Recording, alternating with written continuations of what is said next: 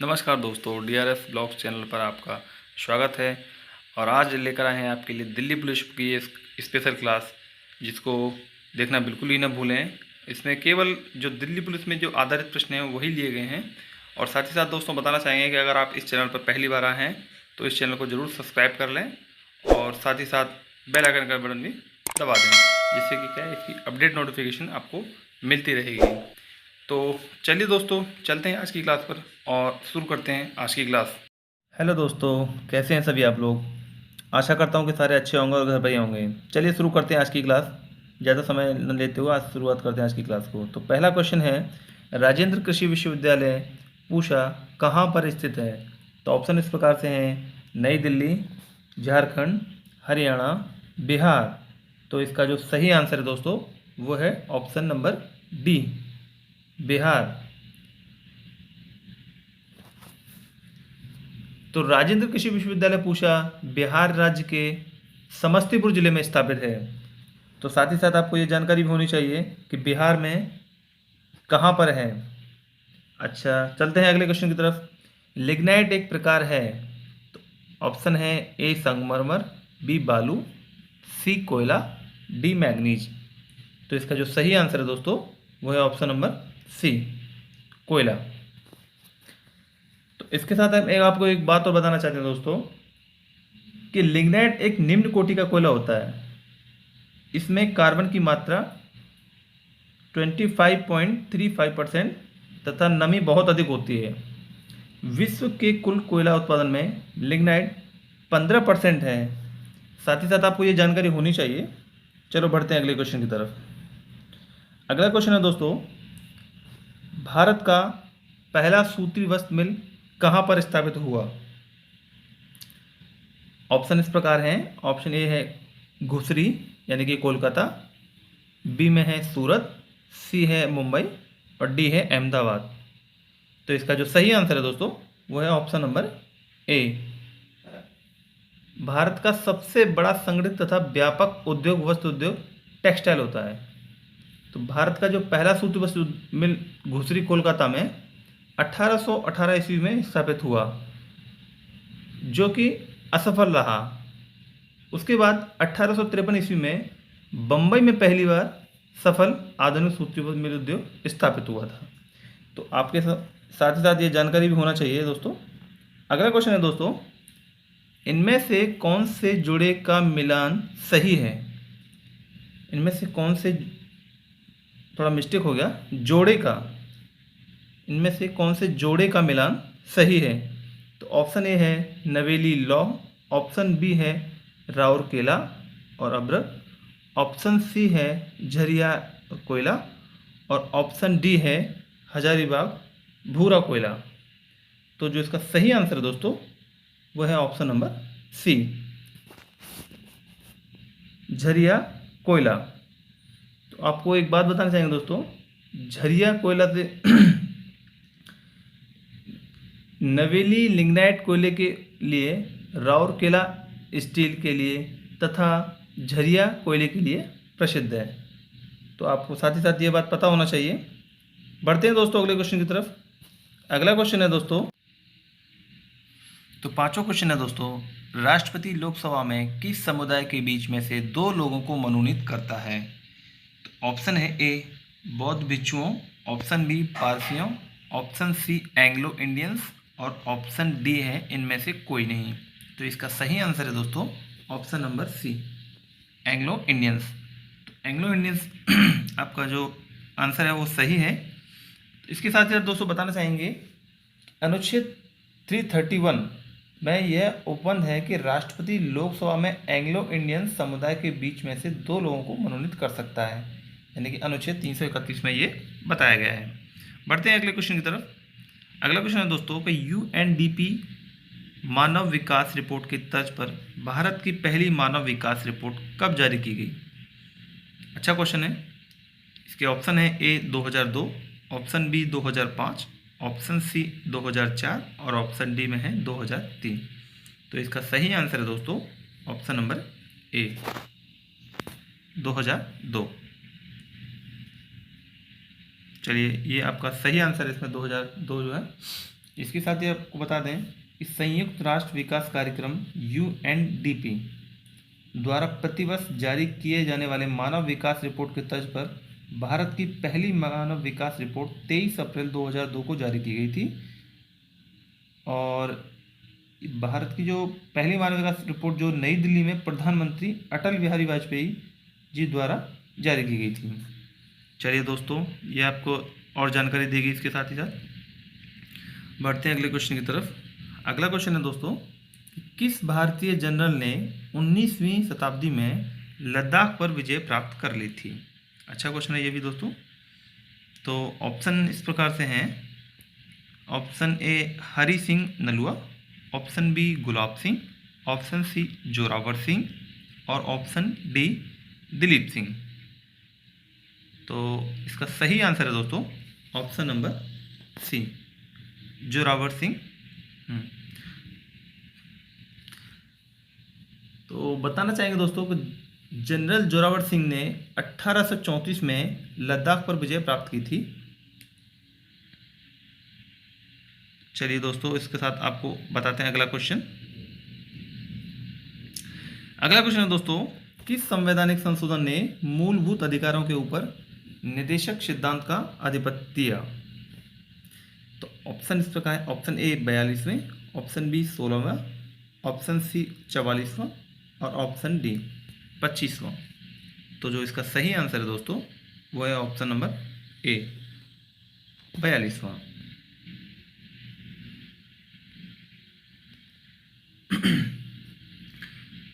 Option number A इसका सही answer है। तो 42वें संविधान संशोधन अधिनियम 1976 के द्वारा मूल अधिकारों के ऊपर नीति निदेशक सिद्धांतों का आधिपत्य दिया गया।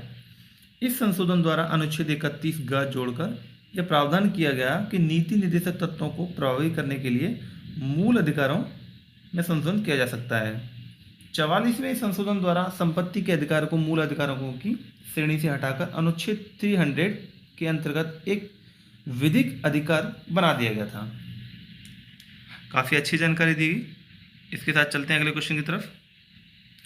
अगला क्वेश्चन है दोस्तों, सरोजनी नायडू ने किस हिंदू मुस्लिम एकता के दूत के रूप में उल्लेखित किया? Option A Mohammad Ali Jinnah, option B Shaukat Ali, option C Maulana Azad, option D Abdul Ghaffar Khan. तो इसका जो सही आंसर है दोस्तों वो है option number A Mohammad Ali जिन्ना।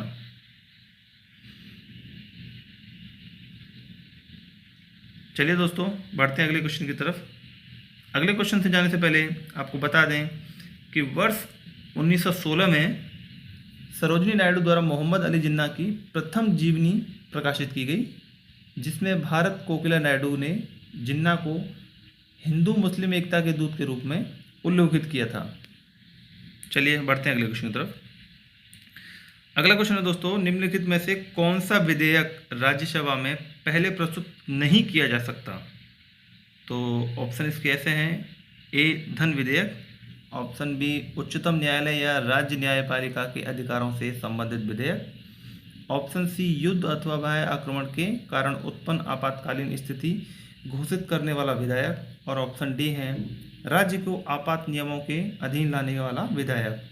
तो इसका सही आंसर है दोस्तों ऑप्शन नंबर ए धन विधेयक। काफ़ी अच्छा क्वेश्चन था।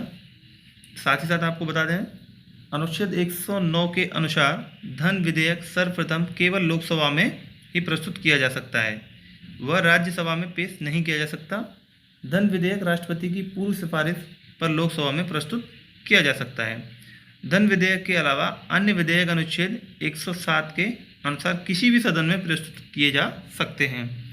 चलिए दोस्तों बढ़ते हैं अगले क्वेश्चन की तरफ। अगला क्वेश्चन है दोस्तों, इंग्लैंड की मुद्रा है option A dollar, B mark, C rouble और डी है पाउंड। तो जो इसका सही आंसर है दोस्तों वो है ऑप्शन नंबर डी पाउंड। दोस्तों इंग्लैंड की मुद्रा आपको पता चल गया पाउंड होती है। तो इसके साथ आपको बताएंगे इंग्लैंड की मुद्रा पाउंड स्टर्लिंग है, जिसे ब्रिटिश पाउंड भी कहा जाता है। रूबल रूस की मुद्रा तथा डॉलर अमेरिका के साथ साथ अन्य अनेक राष्ट्रों की मुद्राओं की संज्ञा है। चलिए दोस्तों, बढ़ते हैं अगले क्वेश्चन की तरफ। अगला क्वेश्चन है, राज्यपाल का शपथ ग्रहण कौन करवाता है? ऑप्शन है ए प्रधानमंत्री, बी मुख्यमंत्री, सी उच्च न्यायालय का मुख्य न्यायाधीश, डी राष्ट्रपति। तो इसका सही आंसर है दोस्तों ऑप्शन नंबर सी, उच्च न्यायालय का मुख्य न्यायाधीश।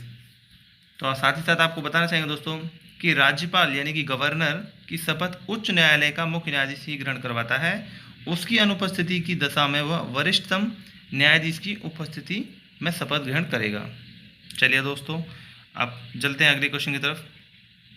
अगला क्वेश्चन है, यदि वायुमंडल नहीं हो तो पृथ्वी से आकाश किस रंग का दिखाई देगा? ऑप्शन ए काला, बी नीला, सी नारंगी और डी लाल। तो इसका सही आंसर है दोस्तों ऑप्शन नंबर ए काला। अगर वायुमंडल नहीं होगा तो पृथ्वी से आकाश काला दिखाई देगा। जब अंतरिक्ष यात्री चंद्रमा के तल पर खड़े होते हैं तो वहां से आकाश उन्हें काला दिखाई देता है। चंद्रमा पर कोई वायुमंडल न होने के कारण वहां पर सूर्य के प्रकाश का प्रकीर्णन नहीं होता, जिसके आकाश काला दिखाई देता है। वास्तव में पृथ्वी के वायुमंडल से ऊपर जाने पर वायुमंडल अनुपस्थित होने के कारण अंतरिक्ष में सभी स्थानों पर आकाश काला दिखाई देता है। वस्तुतः प्रकाश के प्रकीर्णन के कारण ही आकाश नीला दिखाई देता है और प्रकाश का प्रकीर्णन धूल के कणों द्वारा होता है। यदि पृथ्वी पर वायुमंडल न हो तो पृथ्वी से आकाश काला दिखाई देगा। चलिए दोस्तों, बढ़ते हैं अगले क्वेश्चन की तरफ। अगला क्वेश्चन है दोस्तों, ट्रांसफार्मर का प्रयोग होता है। ऑप्शन ए है फ्यूज के रूप में, बी है धारा को फिल्टर करने में, सी है वोल्टेज चेंज करने में और डी है धारा को प्रवाहित करने में। तो सही ऑप्शन है इसका option number C, voltage change करने में। तो ट्रांसफार्मर अन्योन्य प्रेरण के सिद्धांत पर कार्य करने वाली एक ऐसी युक्ति है जो विभव परिवर्तन करने के काम आती है, यानी कि वोल्टेज चेंज करने के काम आती है। यह उच्च विभव दुर्बल धारा को निम्न विभव की प्रबल धारा में अथवा निम्न विभव की प्रबल धारा को उच्च विभव की दुर्बल धारा में बदल देता है। ट्रांसफार्मर का प्रयोग मात्र एसी का धारा के साथ ही किया जा सकता है, डीसी धारा के साथ नहीं किया जा सकता। चलिए, ये महत्वपूर्ण प्रश्न आपके लिए बताया गया। और अगला क्वेश्चन और इस क्लास का अंतिम क्वेश्चन, अंतरिक्ष में दो बिंदुओं की पृथकता दूरी को कहते हैं। अंतरिक्ष में दो बिंदुओं की पृथकता दूरी को कहते हैं। ऑप्शन ए आयतन, बी लंबाई, सी चौड़ाई और डी क्षेत्रफल। तो इसका सही आंसर है दोस्तों ऑप्शन नंबर बी, लंबाई। तो ये थी आज की क्लास। कमेंट करके ज़रूर बताइएगा आपको कैसी लगी, और ऐसी ही क्लास देखने के लिए इस चैनल को आप सब्सक्राइब करें, जिससे कि आपको नोटिफिकेशन मिलता रहेगा। और अगर क्लास आपको अच्छी लगी तो ज़रूर अपने दोस्तों के साथ शेयर करें और उनको भी क्लास से रूबरू करवाएं। शुरू से लेकर लास्ट तक देखने के लिए बहुत बहुत धन्यवाद।